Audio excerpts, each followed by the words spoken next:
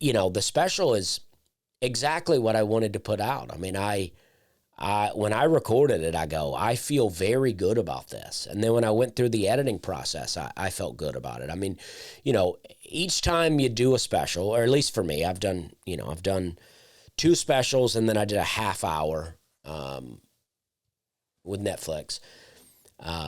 You do 2 tapings. With Making That Fudge, the album was 1 take. Son of a Ditch that I recorded, that album was 1 take. And then the hour that I have on YouTube was all 1 take. But with specials, especially, you spend a lot of money on these people to film. So you do 2 takes just to make sure you get one.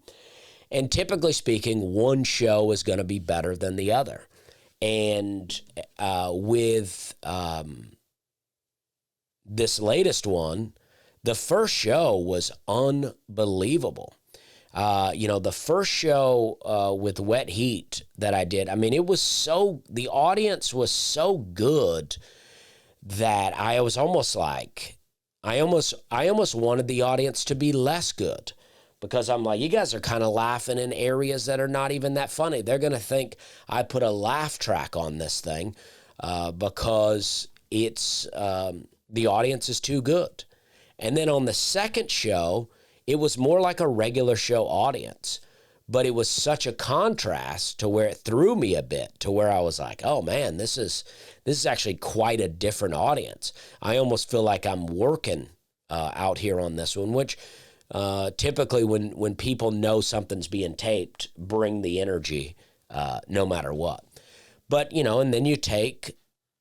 so that made it a little hard in the editing process, because I'm like, the audiences are such a contrast, but I like how I told some of the jokes on the second set better. I like the way I told the joke better, and it still got a good reaction, but it was a contrast to the other reaction in a way that I just wasn't...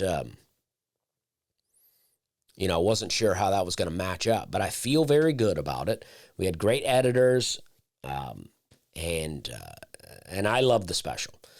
I think it's really good. And and what they say about these specials now is, like in the old days, like say an HBO special, all the promotion would be leading up to the release so that people would watch it the night it came out. But now with Netflix, it's the opposite. It's like you want to do a little promotion before, but when it comes out, that's when the promotion begins, because, it's out and it's streaming so people can continue to watch it. So there is going to be a push for a little while. It'll probably calm down on my social media some, and I hope that if you're a follower of mine, you don't mute me and you don't get tired of what I got going on, because there will be a bit of, hey, go watch it, share it with your friends, which I hate.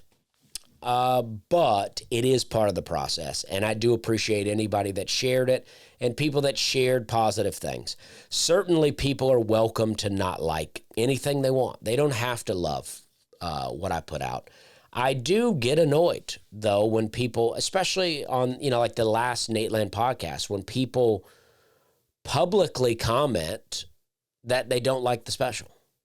It's like, all right, guys, I mean, it feels like if you're a Nateland podcast listener, it's like, all right, we're like a little family here. We're like a little Nateland podcast family here. There's really no need to comment here and tell everybody how much you didn't like it.